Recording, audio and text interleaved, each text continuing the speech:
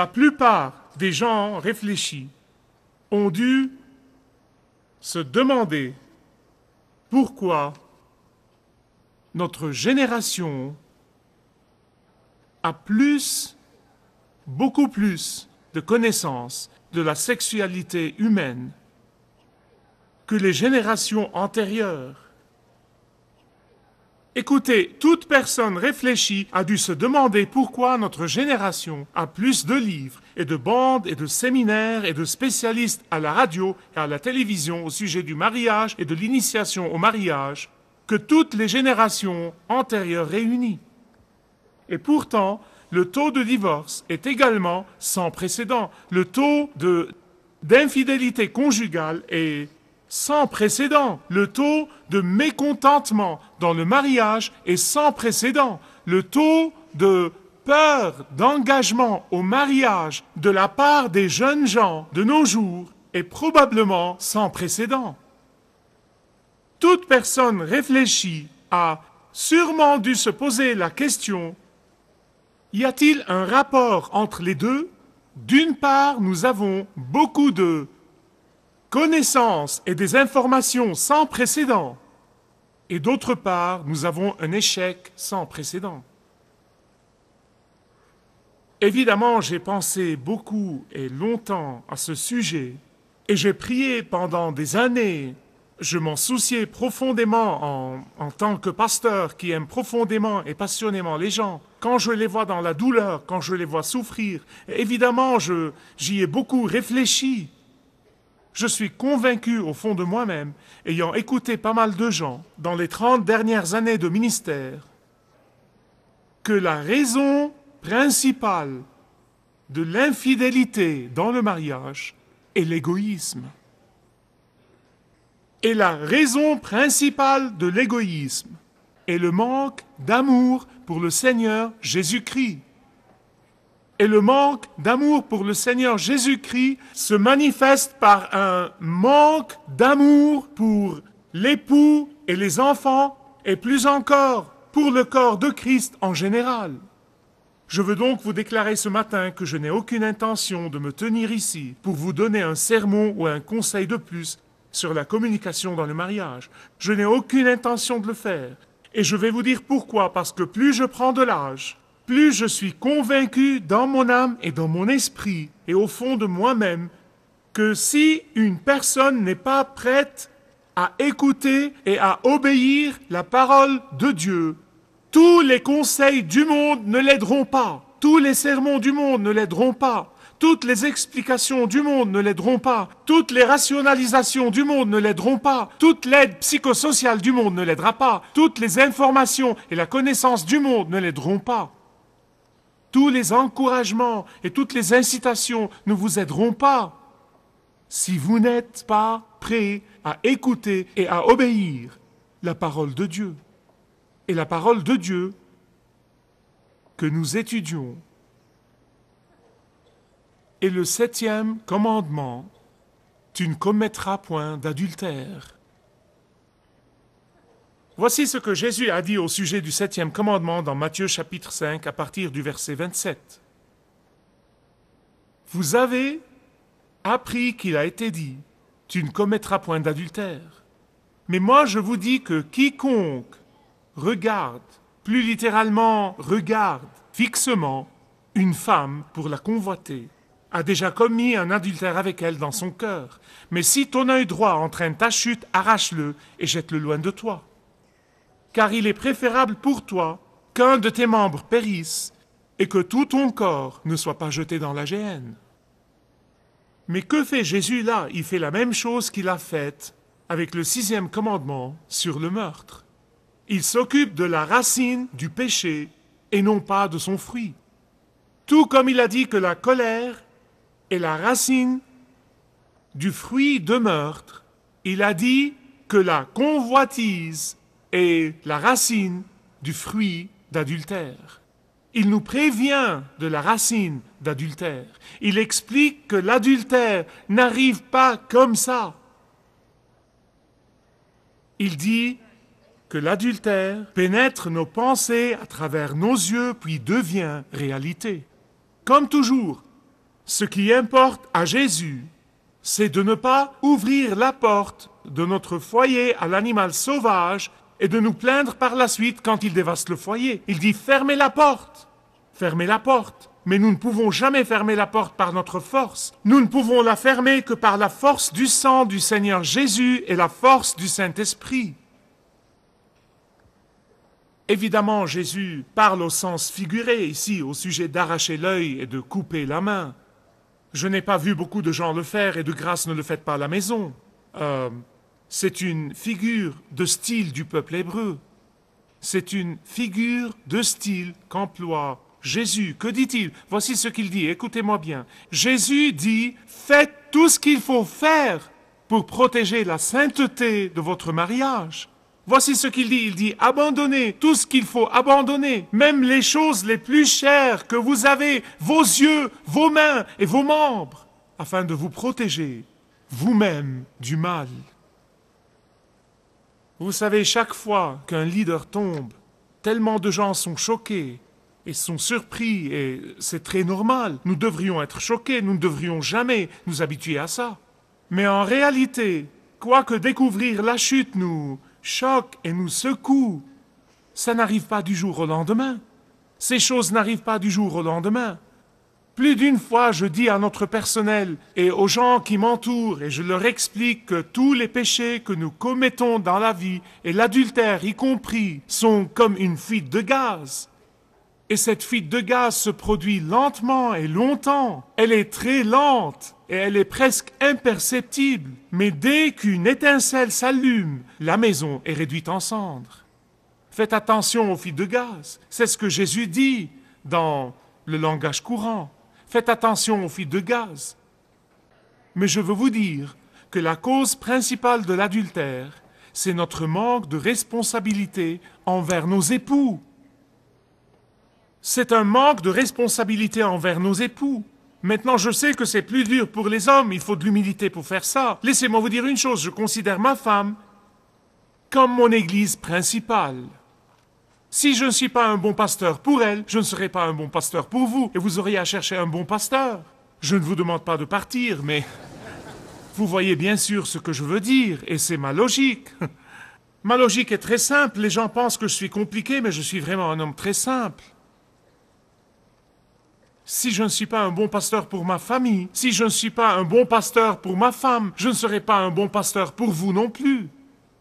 Je veux que vous écoutiez bien ce que je vais vous dire. Si vous passez énormément de temps, que ce soit au ministère ou au travail, aux dépens de votre temps avec votre époux ou avec vos enfants, écoutez-moi bien, il y a une fuite de gaz qui se produit dans votre vie.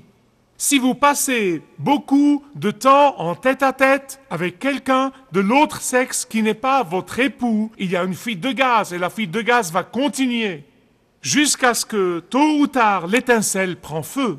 N'importe qui, que ce soit dans l'église ou en dehors de l'église, s'il commence à se confier à une personne qui est de l'autre sexe, autre que son époux, tôt ou tard, l'étincelle va s'allumer. Voilà pourquoi je veux partager avec vous ce matin très brièvement 3 leçons de la vie du roi David. Vous savez, le roi David ne s'est pas occupé de la racine du péché. Il ne s'est pas occupé de la racine et il s'est retrouvé avec le fruit. S'il avait fait attention aux paroles qui seraient plus tard prononcées par le Seigneur Jésus-Christ, il ne se serait pas retrouvé dans le désastre. Et vous savez quoi? Après 1000 ans, les effets sont ressentis même aujourd'hui.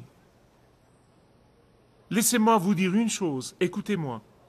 Peu importe qui vous êtes ou ce que vous faites, parce que ces mots sont pour moi aussi bien que pour vous. Si l'homme qui a remporté de grandes victoires pour Israël, si l'homme qui a vaincu tous ses ennemis, si l'homme qui a écrit ces beaux psaumes et cantiques, si ce même homme dont Dieu a dit « J'ai trouvé David, un homme selon mon cœur », si David a trébuché et est tombé, chacun de nous doit faire attention. Quelles sont les leçons que nous pouvons tirer de l'insouciance de David, de la racine du péché? Numéro 1. contrairement à notre culture, l'adultère n'est pas de la virilité. Ce n'est pas de la masculinité. Notre culture essaye de nous dire que commettre l'adultère est de la virilité. C'est absolument le contraire. En fait, la Bible dit le contraire. C'est de la lâcheté. Dans 2 Samuel chapitre 11 verset 1, nous voyons que l'adultère de David n'est pas de la virilité ni de la masculinité, mais un manque de masculinité pieuse. La Bible dit que le roi David est resté à Jérusalem au lieu d'aller au front. Au lieu d'être à la tête de son armée, il a décidé de se reposer à la maison. Laissez-moi vous dire une chose. Quand un homme vit pour sa femme et ses enfants, vous dites Dieu en premier. Regardez, je ne vais pas jouer les moralisateurs avec vous. Bien sûr que Dieu vient en premier, nous le savons. Je vais être honnête avec vous. L'homme qui vit pour sa femme et ses enfants, la femme qui vit pour son mari et ses enfants, écoutez-moi, ils ne seront pas facilement, ils ne seront pas vulnérables aux tentations charnelles. Je veux vous dire une chose extrêmement importante. Est-ce que vous m'écoutez? Dites Amen. C'est très important. Les péchés charnels ne sont jamais juste une affaire de chair. Avez-vous entendu ce que j'ai dit? Les péchés charnels ne sont jamais juste une affaire de sexe. Ils sont toujours reliés au reste de la vie. Réellement, David n'aurait absolument pas commis d'adultère s'il avait été là où il aurait dû être. S'il avait été là où Dieu voulait qu'il soit. Au lieu de cela, dans son inaction, dans son isolement, il a cédé à la tentation. Écoutez-moi bien sur ce point. Quand vous vivez pour votre personne, quand vous focalisez sur votre personne, quand votre argent et vos efforts et votre énergie sont tous dépensés sur votre personne, quand vos buts, quand vos rêves dans la vie sont centrés sur votre personne, je veux vous dire, faites attention, faites attention. L'adultère de David était loin d'être de la masculinité, comme notre culture essaye de nous le dire. Deuxièmement, David a permis au coup d'œil de devenir un regard. Il y a une différence énorme entre un coup d'œil et un regard. Il n'y a pas de mal à regarder quelqu'un de l'autre sexe et dire « Qu'elle est belle, Dieu a fait du bon travail, quelle merveille !» Il est beau garçon, je ne comprends pas cette partie, mais j'entends les femmes dire ça. Il n'y a pas de mal à ça, mais quand ce coup d'œil devient un regard, c'est ce dont Jésus parle ici dans Matthieu chapitre 5. Ne lui permettez pas de devenir un regard. Si vous continuez à regarder, si vous continuez à être obsédé par cette personne, si vous continuez à désirer que cette personne vous appartienne, je veux vous dire une chose. Si vous continuez à regarder et à désirer, alors vous êtes déjà pris dans le piège de l'adultère. C'est ce que dit Jésus, pas moi. Je ne mets pas les règles. Écoutez bien. Faites attention à ce que vous lisez continuellement. Faites attention à ce que vous regardez continuellement. Faites attention à ce que vous connectez sur votre ordinateur. Et ça vous évitera beaucoup de désastres. Parce que la racine même de l'arbre de l'adultère, c'est le regard. Contrairement à ce que dit notre culture, l'adultère n'est pas de la virilité, c'est de la lâcheté. Et deuxièmement, permettre au coup d'œil de devenir un regard. Oh, c'est dangereux et risqué pour votre esprit. Et troisièmement, vous devez régler vos comptes rapidement avec votre époux. Si vous laissez le soleil se coucher sur votre colère, jour après jour, semaine après semaine, si vous gardez votre colère dans la clandestinité, elle va sûrement s'envenimer. Et tôt ou tard, le diable va se révéler. Il va se révéler. Non, mais il attend toujours une opportunité. Et vous savez ce qu'il va faire? il va dire, eh bien, pauvre de toi, pauvre de toi, tu es une personne merveilleuse, tu ne mérites pas ça du tout. Tu es une personne merveilleuse, tu mérites mieux que ça. Tu es la victime dans ce mariage. Tu as souffert plus qu'il ne le faut. Vous savez quoi? Chaque fois que le diable joue au compatissant, chaque fois qu'il joue à l'ami, il mijote quelque chose, il mijote toujours quelque chose, mais surtout, surtout, s'il vous donne l'impression de compatir à votre situation.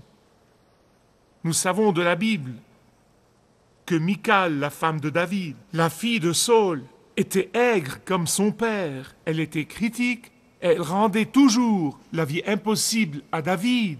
Il descend louer Dieu au milieu de l'assemblée. Elle l'attend et elle va le réprimander dès qu'il rentre à la maison. Sûrement, il avait des problèmes. Personne ne va le nier. Mais vous savez quoi? Je dois vous dire que ce n'est pas de la Bible, mais je suis convaincu que le diable est venu lui dire, David, tu es le roi d'Israël. Ah, tu es l'homme le plus puissant du monde. Non, mais tu mérites un peu plus de respect. Tu mérites mieux que ça, David. C'est ce que le diable a fait. Et au lieu de résoudre son conflit avec sa femme Michal, il a regardé la femme de quelqu'un d'autre. Et vous savez ce qui est arrivé à David? Ai-je besoin de vous le dire? Le fils de son adultère est mort. La famille de David a été déchirée par le viol et l'inceste. Son fils bien-aimé Absalom a tenté un coup d'État pour détrôner son père, le roi. Et David a presque perdu tout ce qu'il a accompli et tout ce qu'il voulait accomplir pour Dieu. Et David s'est confessé au Seigneur, David s'est repenti de son péché, et il a reçu le pardon de la main de Dieu. Mais vous savez, les cicatrices sont toujours là. Elles sont là pour nous apprendre à ne pas répéter l'erreur de David et à ne pas jouer avec la racine de l'adultère. Quelle que soit la situation dans laquelle vous vous trouvez, quelle que soit la situation dans laquelle vous vous trouvez, je veux vous dire par l'autorité de la parole de Dieu, si vous êtes dans l'adultère physique, si vous êtes dans l'adultère émotionnel, si vous êtes bien parti pour briser les vœux du mariage, écoutez-moi, je vous prie, non, je vous implore de faire ce qui suit. Tout d'abord, confessez votre péché. Confessez votre péché. Confessez-le à Dieu et à ceux qui ont besoin de l'écouter. Pas à tout le monde, mais confessez à ceux qui ont besoin de l'écouter. Repentez-vous-en, recevez et donnez le pardon. Deuxièmement, repartez à zéro. Repartez à zéro. Beaucoup de vous m'ont entendu parler de ces 18 mois de ma vie après ma régénération, quand je me suis éloigné du Seigneur. Mais vous savez, chaque fois que quelqu'un me parlait, chaque fois que j'entendais un message alors que j'étais forcé à aller à l'église, chaque fois que le Saint-Esprit me parlait, le diable me disait « Tu ne peux pas repartir à zéro. Tu ne peux pas repartir à zéro. C'est trop tard, reste là où tu es. » C'est ce que le diable veut que vous fassiez, mais Dieu veut que vous repartiez à zéro. Dieu dit, souviens-toi donc d'où tu es déchu et repens-toi, repentez-vous et confessez-vous et tournez-vous vers le Seigneur parce qu'il veut vous donner la force, il veut vous donner la puissance, il veut vous couvrir de son sang afin de vous donner la victoire. Finalement, écoutez-moi. Une relation croissante avec votre époux, une responsabilité dans votre relation avec votre époux, un amour profond pour votre époux, un engagement profond à répondre aux besoins de votre époux. Écoutez-moi, un engagement profond à répondre aux besoins de votre époux baptise fermement et sûrement la pureté de votre mariage. Je n'ai jamais vu un mariage s'effondrer quand les deux époux se mettent en quatre pour essayer de satisfaire les besoins de l'autre. Je ne l'ai pas encore vu. Si vous l'avez vu, je vous prie de me le dire. Je ne l'ai pas vu. Je doute qu'il y en ait. Maintenant, les célibataires, je sais que ce commandement particulier est pour les mariés parce qu'il parle de l'adultère. Mais la Bible parle de la fornication et je ne veux pas omettre les célibataires. Tout comme l'adultère, la fornication est un péché. Ce que Dieu veut de vous jusqu'au jour où vous vous mariez, c'est de vivre dans la chasteté. Vous dites, comment pourrais-je faire ça? Eh bien, faites attention à ce que vous regardez. Ne regardez pas ce que vous ne devez pas regarder. Gardez vos oreilles et vos yeux sous la surveillance du Saint-Esprit. Pensez à la mort de Jésus pour votre péché. Une des merveilleuses choses quand je me trouve là, quelle que soit la tentation que je rencontre ou la colère ou quoi que ce soit, je pense toujours à la couronne d'épines comme nous venons de chanter. Ça me déchire toujours, transperçant sa tête et les clous transperçant ses mains. Le parfait et saint Fils de Dieu faisant ça pour mon péché, non pas pour que je puisse continuer à pécher, mais pour que je puisse avoir son pouvoir pour vaincre le péché. Et finalement, souvenez-vous bien de ça. Face aux tentations charnelles, il n'y a qu'une échappatoire, la fuite.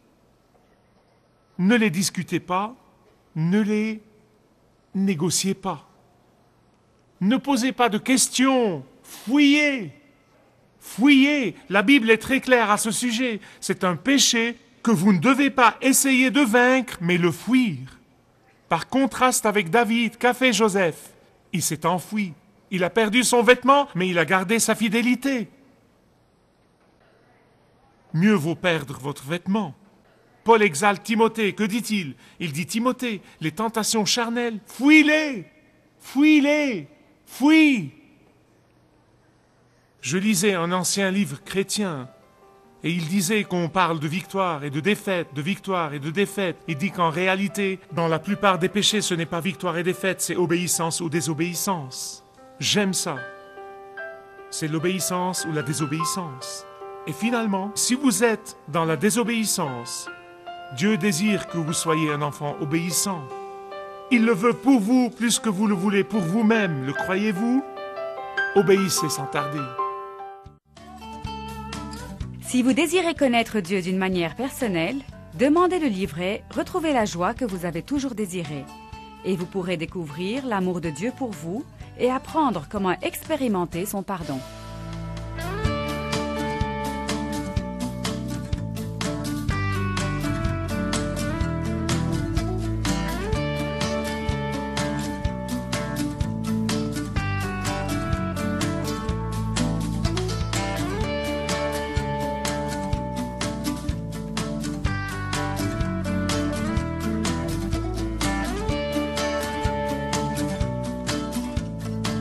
Si vous avez une relation personnelle avec Dieu et vous êtes intéressé à marcher plus intimement avec lui, demandez le livret « 7 pas sur le chemin de la foi » qui vous guidera dans une relation plus profonde avec votre Père Céleste. Demandez votre livret gratuit.